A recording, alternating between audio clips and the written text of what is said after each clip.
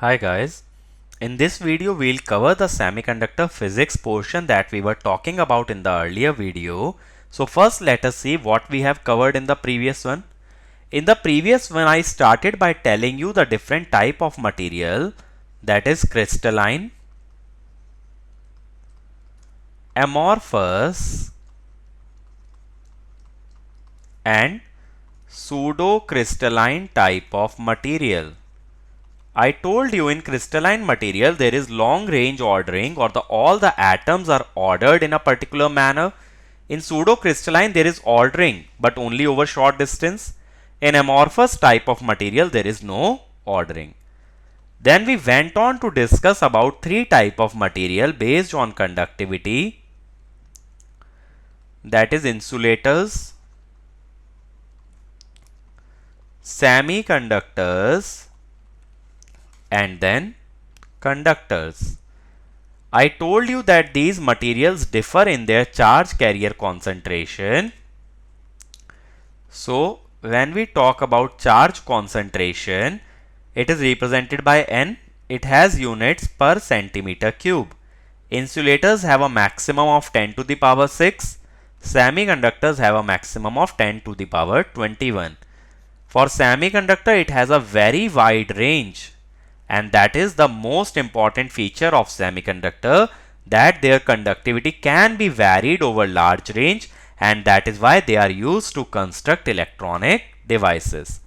Then we talked about the concept of conduction band and valence band. Okay. I told you conduction band contains electrons which are free from atom and can take part in conduction. Valence band contains electrons that are bound to the nucleus and present in the outermost shell of an atom. I told you conduction band energy is high, valence band energy is low. So minimum conduction band energy is given by ECE, maximum valence band energy is given by EV. And we very well know EC will be greater than EV. So the difference between EC and EV is called as band gap. So in insulators the band gap energy is more than 5 electron volt. In conductor there is no band gap. In semiconductors it is less than 5 electron volt. Okay. So that is the general concepts of the semiconductor physics that we talked about in the previous video. Now in this lecture I will be only talking about the semiconductors and the concepts that are relevant to the semiconductor. So first let us understand about classification of semiconductor. So the first type of semiconductor material is called as pure semiconductor. Pure semiconductor means that there is no impurity. What is meant by impurity? That is atoms which are not desired. Like suppose I have silicon crystal.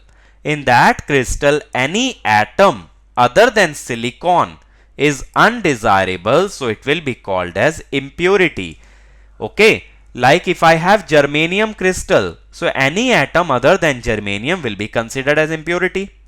But if you have studied semiconductors anyhow earlier, you will be thinking right now that such materials are called as intrinsic. Now why I am calling it as pure? Because other than this condition for pure semiconductor there is one more condition: no crystal defect. Now what is this crystal defect actually?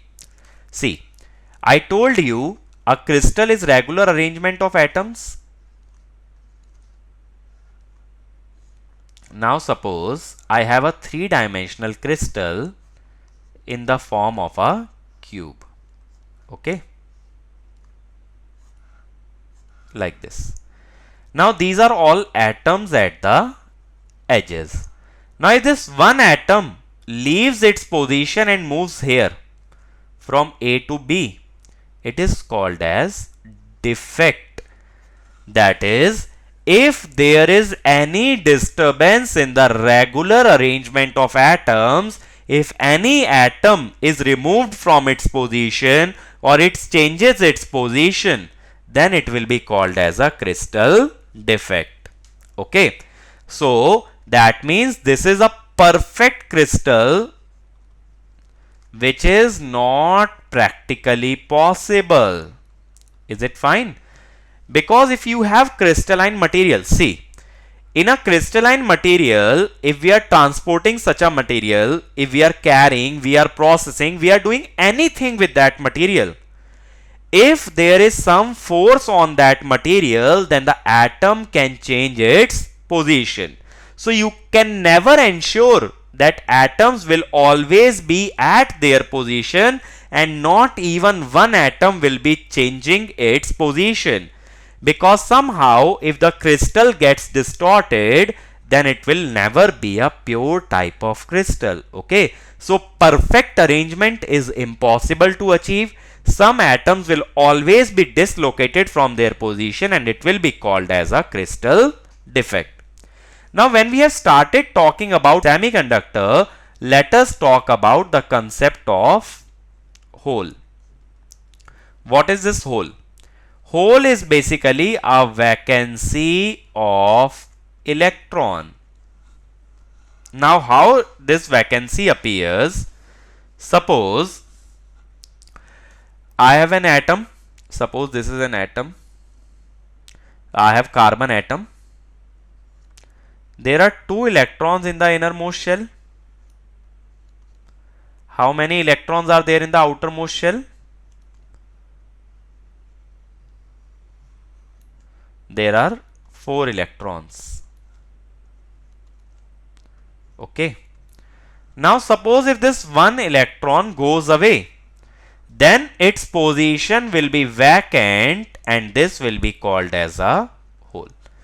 So hole is nothing but it is absence of electron or vacancy of an electron, that will be called as a hole. So why will hole be created? Holes will be created when electron become free from atom. I told you when electron is ionized from an atom, it becomes a part of conduction band.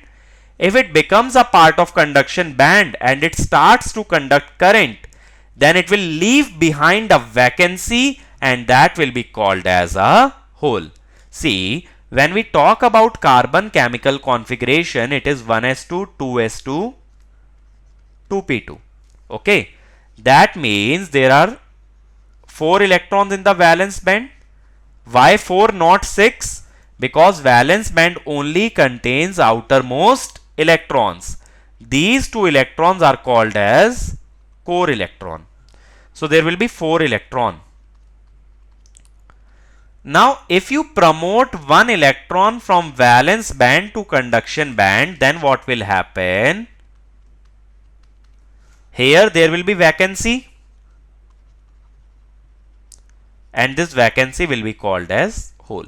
So what you can say, when an electron goes to conduction band, it leaves a hole in the valence band, because initially all the electrons are present in the valence band, and if ever they are moving to the conduction band, a hole is generated in the valence band. So that means electron and hole are created together. Hole creation is clear to me. Hole creation means the leaving of a vacancy when electron goes from valence band to conduction band. But what is meant by electron creation? Electron creation means,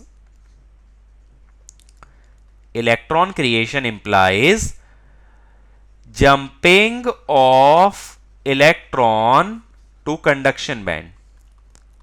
So electron creation means actually free electron creation. So free electron means electron present in the conduction band. So electron will be present in the conduction band whenever it jumps from valence to the conduction band, and in that situation it will leave behind a hole in the valence band, and that is why it is called as electron hole pair. Because they go in pair, they are never alone. So whenever electron goes into conduction band, a hole is generated in the valence band. So can you say that number of electron will be equal to number of hole? This number of electron means electrons in conduction band. Remember this thing. Whenever I'll talk about number of electron, I'll talk about number of electron in the conduction band or free electron. So that is why electron and hole concentration will always be equal. Okay, that is a pure semiconductor. So now what you have to remember in pure semiconductor, that there is no impurity as well as there is no crystal defect, and if we promote an electron from valence to conduction band, a hole is generated in the valence band, and electron and hole are generated in a pair, so it is called as electron hole pair. Okay. Now the next category after pure semiconductor, the second one is called as intrinsic semiconductor. So intrinsic means no impurity, but it can have crystal defect. Okay, it can have crystal defect, and that is called as the intrinsic semiconductor. Now in the previous slide I have told you, whenever any electron will jump from valence to conduction band, there will be a hole or vacancy created in the valence band. That is why I told you number of holes is equal to number of electrons, or you can say hole concentration will be equal to electron concentration. Is it fine? Now the other phenomena that is happening is that some electrons are also coming back to the valence band.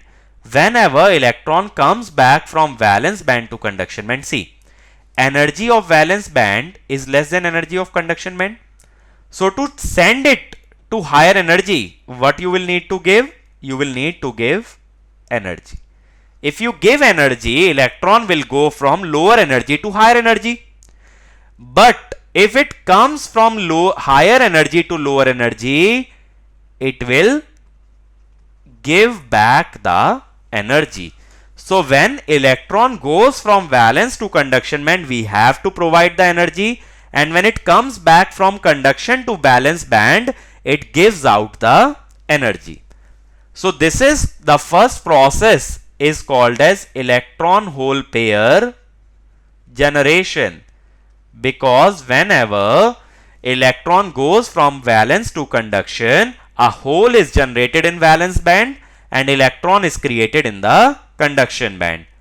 But when it comes back to the valence band, the vacancy is removed. If it comes back to its original position, the vacancy will be removed. So that is called as electron hole pair recombination. Recombination means, what I mean to say here is that here there was electron, here there was a hole or vacancy. Okay, if this electron comes back here, so electron from conduction band will disappear and hole from valence band will disappear, and that will be called as electron hole pair recombination. Okay, are you getting my point? When electron comes back from conduction to valence band, it will terminate a hole in the valence band and electron from the conduction band.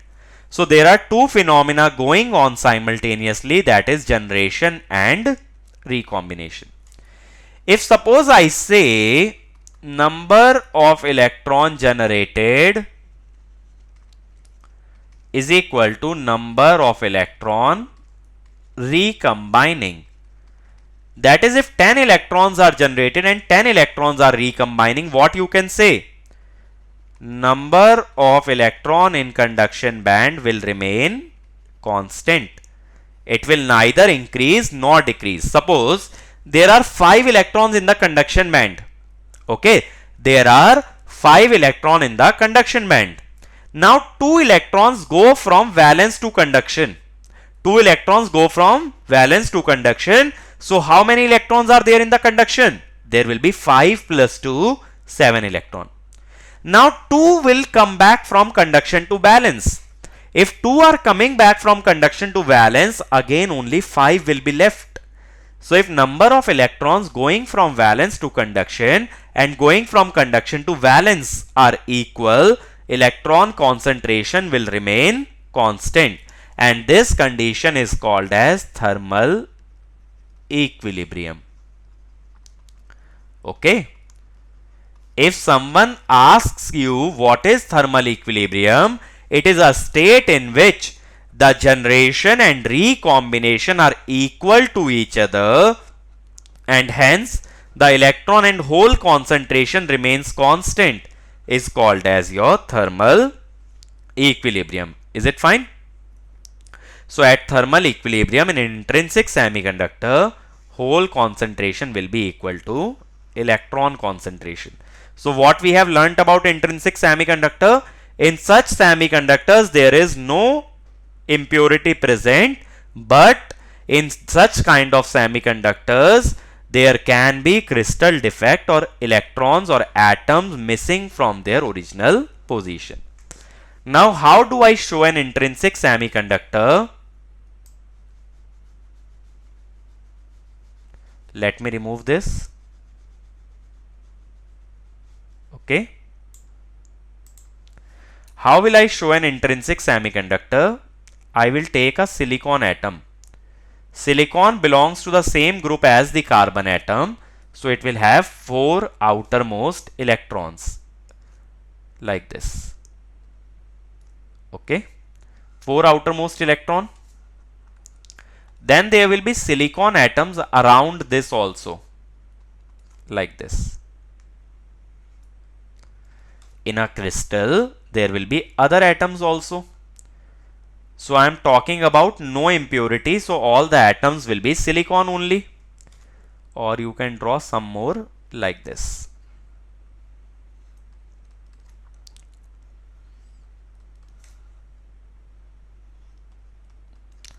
Now each atom will have 4 electrons in the outermost shell. Like this. There are 4 electrons with each atom.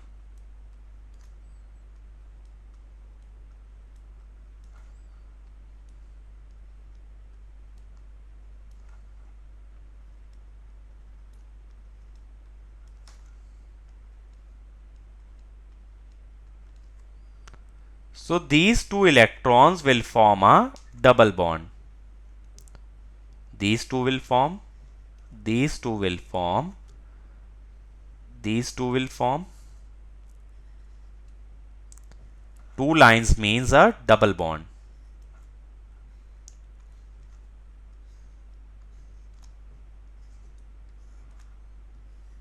Like this. Okay, now see this atom. It is sharing. It is a covalent bond actually. Covalent bond is formed by sharing of electrons. If it is forming covalent bond with 4 other silicon atoms, if you see, it had 4 electrons. Now it gets 4 more electrons from the other 4 silicon atoms. So how many electrons does it have now? 8 electron. It has completed its octet. We know that every atom tries to have 8 electrons in the outermost shell, and that is why it is forming double bonds with the 4 other silicon atoms and completing its octet in the outermost shell. And that is the structure of intrinsic semiconductor in case of silicon. Okay. Now let us talk about extrinsic semiconductor. In extrinsic, the first category is p-type. Before going to p-type, let us talk about extrinsic. In extrinsic semiconductor, impurities are added. Impurities are added either to increase number of holes or number of electron.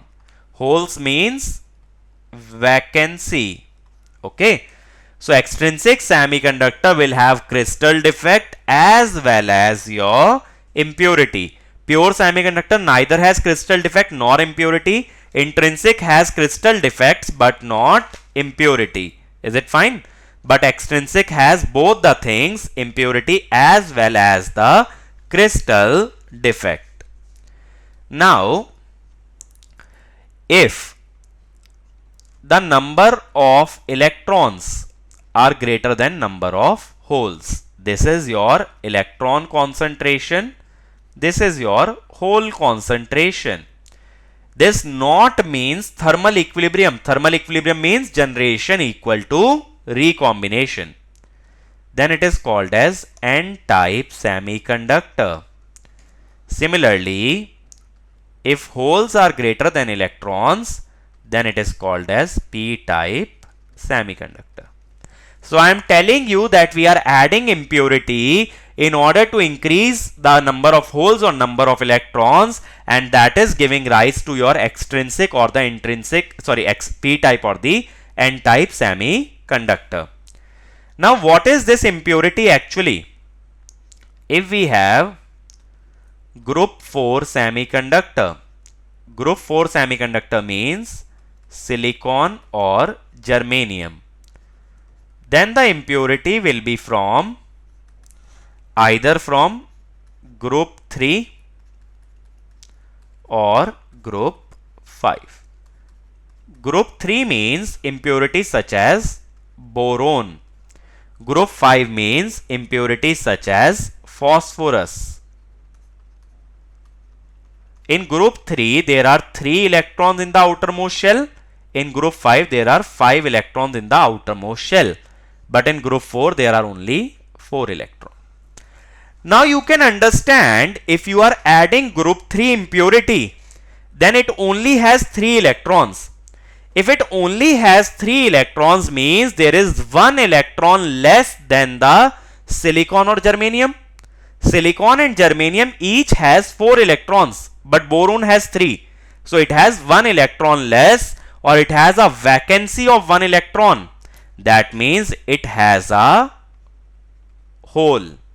But here there is 1 electron extra, so it has electron. So you have to compare it with the original crystal. If number of electrons are less, you will say that that atom has a hole, and if number of electrons are more, then you will say that it has electrons. So suppose if I have a silicon crystal, for p-type, what I will do? For p-type, we need to increase number of holes. To increase number of holes, we will add boron because it has a hole. To increase number of electrons, we will add phosphorus. So in this, what I will add? I will add boron.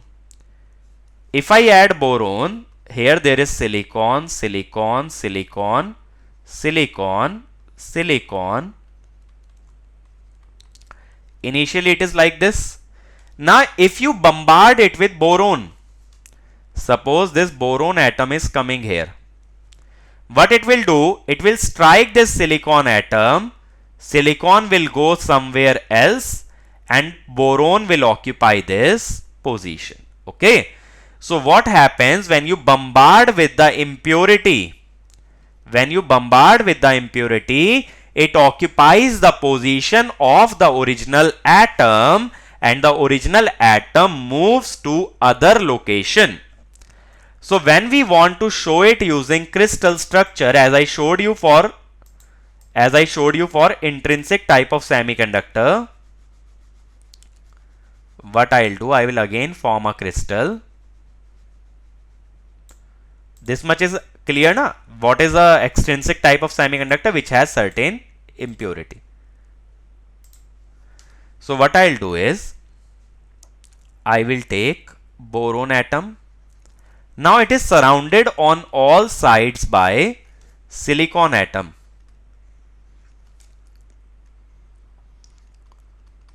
Okay. It is surrounded on all sides by silicon atom. Silicon atom we know has 4 electrons.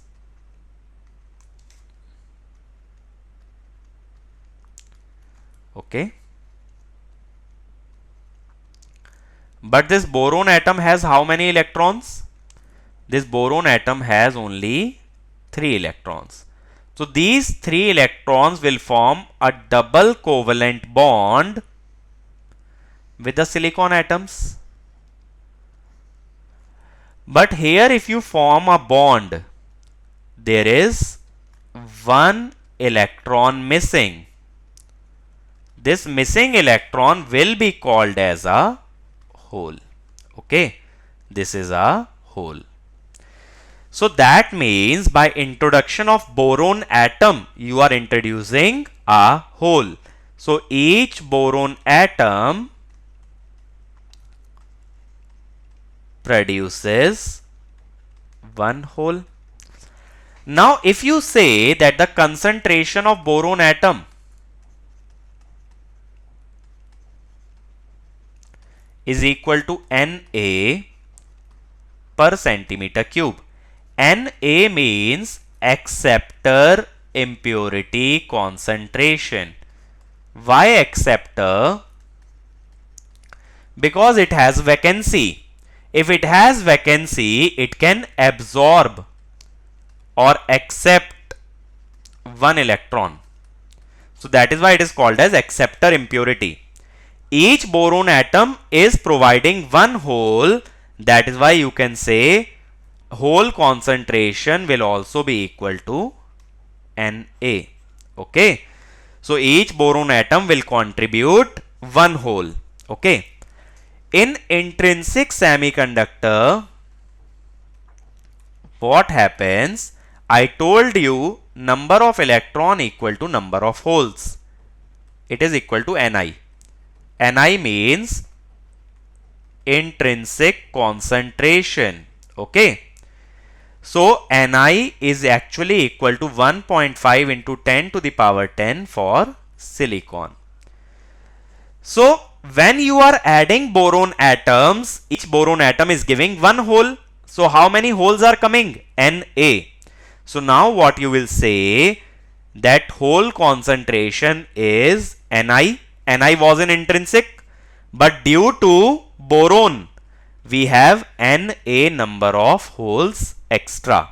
Okay. Ni were originally present when there was no boron, but now boron is contributing to more number of holes, which will be Ni plus Na. This is approximately equal to Na. Because this Na is of the order of 10 to the power 22. Now here Ni is 10 to the power 10. So 10 to the power 10 plus 10 to the power 22 will be approximately 10 to the power 22. Is it fine? So in a p-type semiconductor, what do? We introduce group 3 impurity, which has only 3 electrons, or it has 1 electron less than group 4. And if it has less number of electrons, then it will be called as acceptor impurity, because it will accept or absorb 1 electron and it will increase the number of holes. Is it fine? Now let us talk about N-type semiconductor. In N-type semiconductor, we have group 5 impurity. Group 5 impurity means in the outermost shell, it should have 5 electron or 1 electron more than silicon or group 4 element. So how you will show it in the crystal? Suppose I am adding phosphorus. It is surrounded on all sides by silicon. Okay, on all the sides there will be silicon atom. Now we know each silicon atom has 4 outermost electrons like this.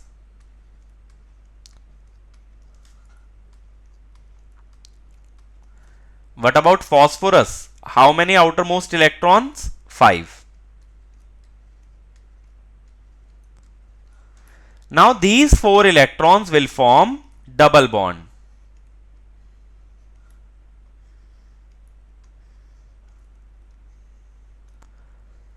Now octet is complete. This 1 electron is extra. So it will donate this electron. It will donate this electron or make it free electron. If it becomes free electron, it will start to take part in conduction. So you can say each phosphorus atom contributes 1 electron. If the concentration of phosphorus is equal to Nd, Nd means donor impurity concentration. Why donor? Because it is donating 1 electron. Then you can say that electron concentration due to phosphorus will also be equal to Nd. Okay. If each phosphorus is contributing 1 electron and Nd number of phosphorus atoms are there, then there will be Nd number of electrons contributed by phosphorus. As I told you, in intrinsic semiconductor, holes and electron concentration were equal to Ni. Now electron concentration will become Ni plus Nd, because Ni is due to silicon and Nd is due to phosphorus. So in this case, in N type, electron concentration will increase and become more than hole, and in P type, hole concentration will be more than electron concentration. Is it fine? Now whichever charge carriers are more, like in N type, it has more electrons. So electrons are called as majority carriers. In P type, holes are more, so holes are called as majority carrier. And whichever is less is called as minority carrier. The charge carriers more in number will be called as majority carriers, and the charges which are charge carriers which are less in number will be called as minority carriers. Now there is a law which is called as law of mass action. What does this law states? It states at thermal equilibrium,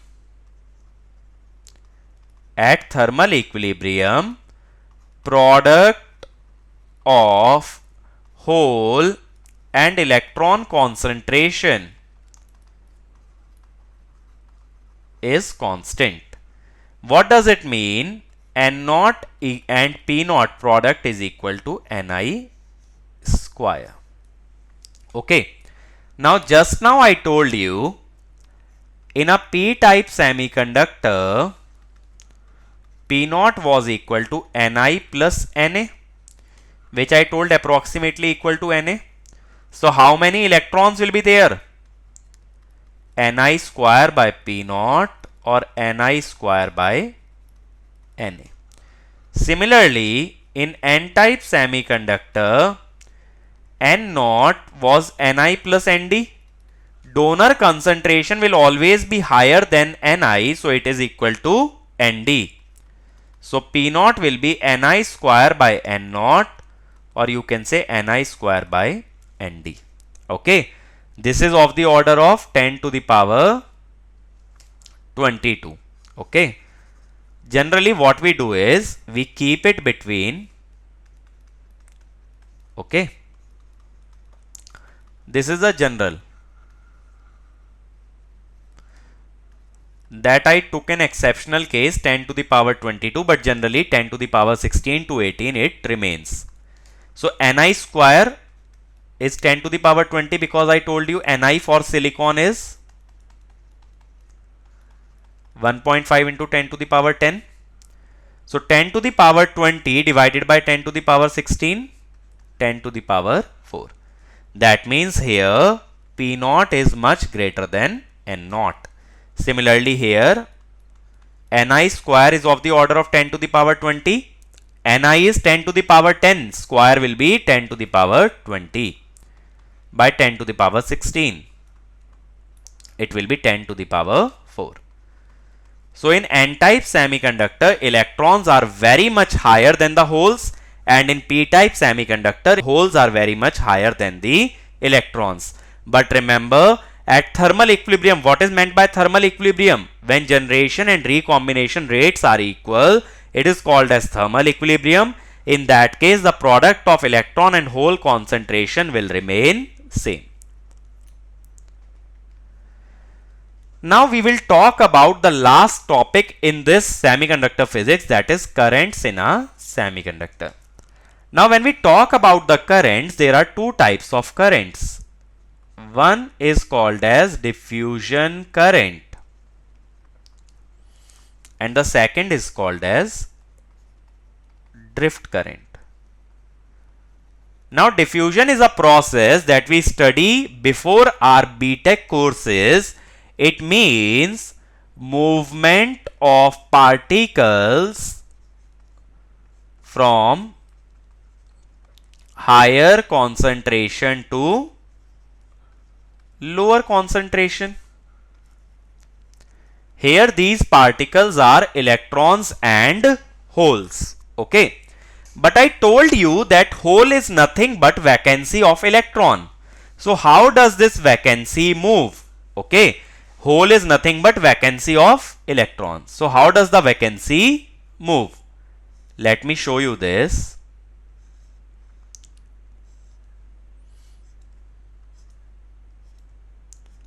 Suppose these are the two atoms. It has an electron and it has a hole. Now if this electron goes here, that is, it occupies this vacancy. Hole is nothing but vacancy. Then vacancy will be created here. So if electron goes from atom number 1 to atom number 2, you can say that hole has come from atom 2 to atom 1. So actually holes never move. But when electron moves into a hole, we can see that hole moves in the opposite direction. That is, when electron leaves an atom and goes to the other atom, it leaves behind a hole. So if you see, you will say that hole has moved in the opposite direction. So in diffusion current, what we say is that when charge carriers move from higher concentration to lower concentration, which charge carriers? Electron and holes. Then it is said to be diffusion current. In drift current, what we say is movement of charge carriers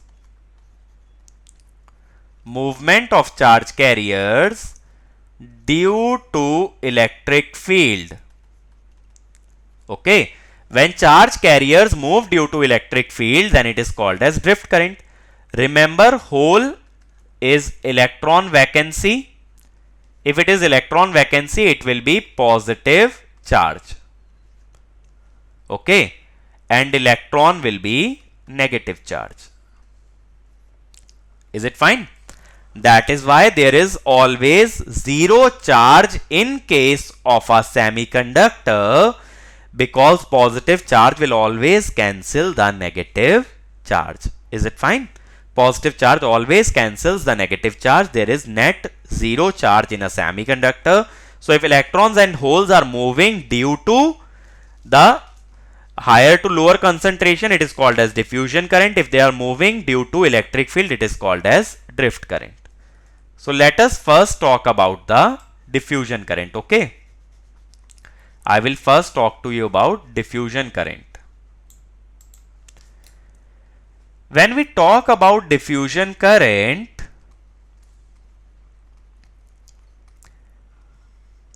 so charge carriers always moves from high concentration to low concentration. It means concentration is non-uniform. Now, charge carriers were injected by means of doping. Doping is a process of adding impurity. When I was making extrinsic semiconductor, I was adding impurities, either group 3 or group 5. The process of adding those impurities is called as doping. Now, when there is non-uniform doping, then concentration of charge carriers is also non-uniform. Now, the flux or flow is proportional to concentration gradient, that is rate of change of concentration with distance, that is called as concentration gradient. Is it fine? So remember, the flux due to flow of charge carriers is proportional to the concentration gradient. So first let us talk about the current density. Current density is proportional to E is equal to E into flux. Flux means number of charge carriers per unit time. Okay. So E into flux, that is proportional to E into dC by dx. Current density means current per unit area. It is proportional to the charge of each electron multiplied by the concentration gradient. So we say that current density is equal to E d dC by dx. D is your proportionality constant. It is also called as diffusion constant. Okay. Remember this formula. The current density due to diffusion is equal to E into D into dC by dx. Okay. Flux is proportional to dC by dx. Current density is equal to E into flux. Now we will talk about the current density of diffusion due to both holes and electrons. One by one we will proceed. Okay. So first I will talk about electrons. Suppose here there are 4 electrons. Here there are more number of electrons. Okay. So electrons are increasing. So electrons will go from, suppose this is x equal to 0, this is x equal to L. So concentration increases as x increases. Concentration is increasing with respect to x. So you can say dC by dx is greater than 0. Now electrons will go from high concentration to low concentration. But we know current always flows in opposite direction to the electrons. So this will be Jn. Jn means current density due to electron. Okay. So now this Jn due to diffusion, it will be equal to E dn dC by dx. It will come out to be positive. Why positive? Because current flows in x direction. If it were flowing in minus x direction, then I will say minus sign. Okay. Now same if we derive for holes. Why I have written dn? It is diffusion coefficient of electron. Diffusion coefficient for electron. Now if the same thing I talk about holes, suppose there are 4 holes here and there are more number of holes. Now here also concentration is increasing with x. That is dC by dx is again greater than 0. So holes will move from higher concentration to lower. Holes are positively charged. Current flows in the direction of positive charge. So this will be the direction of Jp. Now this Jp diff is flowing in minus x direction. So we will write a minus sign, minus E dP dC by dx. Okay. These are the diffusion current due to electrons and holes. In holes we have minus sign, but in electrons we have plus sign. Now next we will talk about the second component of current, that is drift current. In drift current it is current due to electric field. The current density in the drift case equal to CE Vd. Vd is your drift velocity. Drift velocity is written as mu into E, where mu is mobility and E is the electric field. This mobility has the unit centimeter square per volt second. Okay. So you can say that the current density due to drift is CE mu E. So it is directly proportional to electric field, and hence this is the current flowing due to electric field. Now when we talk about electrons, let us talk about electrons. Suppose this is electric field. We very well know that electrons flow in opposite direction to the field. Electrons experience a force opposite to the electric field, and current flows opposite to the direction of electrons. So this is Jn. So what I will say, J and drift, it is in same direction of electric field. So it is N. N is electron concentration. Okay. Here C is concentration. Since we are talking about electrons, we will take electron concentration. N E, mu N E. Mu N is electron mobility. Similarly, when we talk about holes, holes are positive charge.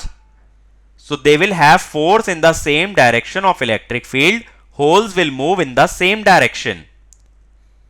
And current also flows in the same direction of positive charge. It will be Jp. So what you will say? Jp drift is equal to P E mu P E. P is hole concentration and mu P is hole mobility. Okay. Now if you see, both the currents are flowing in the direction of the electric field. Okay. If they are both flowing in the direction of electric field, that means both currents are parallel. If both currents are parallel, they can be directly added. So what I can say? That J drift is equal to Jp plus Jn, N E mu N E plus P E mu P E. So what I can say? E N mu N plus P mu P into E. Now we also know that there is Ohm's law, which says that J equal to sigma E. So we can say conductivity is E multiplied by N mu N plus P mu P. That is the conductivity of semiconductor, and as you can see, it depends on charge carrier concentration, and we know we can change the charge carrier concentration by doping, and if we can change the charge carrier concentration, we can change the conductivity, and that is why semiconductors are so popular. That is, they are used to construct electronic devices because we can change the conductivity. Is it fine? And always remember that mu p is much less than mu n. Electrons always have higher mobility. That is why it is always preferable to have n-type semiconductor than p-type. Why n-type semiconductor? It will have more number of electrons, and that too have higher mobility. So conductivity will be more. So you can say conductivity of n-type semiconductor is more than conductivity of p-type. If conductivity is more, the current and current density will also be more. Last, let us talk about temperature effect. So you can say as temperature increases, it will provide ionization energy to electron. If electron ionizes, it basically goes from valence band to conduction band. If it goes from valence band to conduction band, there is a hole created in valence band. If hole is created in valence band, what you can say? That EHP is generated, electron hole pair is generated due to temperature rise. If electron hole pair is generated, electron and hole concentration will increase and conductivity will also increase. So that is the effect of temperature. That is, by changing the temperature, we can change the charge carrier concentration and conductivity of the device. So if you want to increase the number of charge carrier, you have to provide ionization energy, and that can be done by means of temperature. Okay. So let me summarize what are the effects of what we have studied today. First of all, we talked about pure semiconductor. I told you no doping or impurity and no defect. Then we talked about intrinsic semiconductor. It only had no doping, but it had defects. We talked about extrinsic semiconductors. They were having doping. If you were doping using group 3, it was called as p-type. In p-type, number of holes are more than number of electrons. Holes are approximately equal to Na. So electrons are equal to Ni square by Na. If we are having group 5 impurity, then it is n-type. In n-type, n0 is greater than p0. n0 is approximately equal to donor density, and p0 will be Ni square by Nd. We studied about law of mass action, that is n0 into p0 is equal to Ni square. I told you about the term which is called as thermal equilibrium. Okay. Then we talked about current density. In that I told you Jp diffusion is minus E dP dP by dx. Jn diffusion is E dn dn by dx. N and P are electron and hole concentration. J drift is E n mu n plus P mu P into E. Conductivity is E into n mu n plus P mu P. And I told you at the last that as temperature increases, N0 and P0 increase. That is, electron and hole concentration increase as temperature increase. Also remember, even in intrinsic semiconductor, this Ni also increases with temperature. Okay. So Ni is not constant, it is a function of temperature. It is proportional to temperature to the power 3 by 2. Okay. So intrinsic concentration, don't think that it remains constant, it will change with temperature. Electron and hole both concentrations increase as the temperature is increased. So this much knowledge about semiconductors is sufficient. You don't have to memorize these things, but whenever I'll use these concepts to teach you how a device works, then you should be able to understand what I am talking about and what I am saying. But it will not be directly asked in the numericals. From formula point of view, only this formula is something that you can remember. Okay, only the formula about conductivity. Okay, from the next video onwards, we will talk about diodes directly.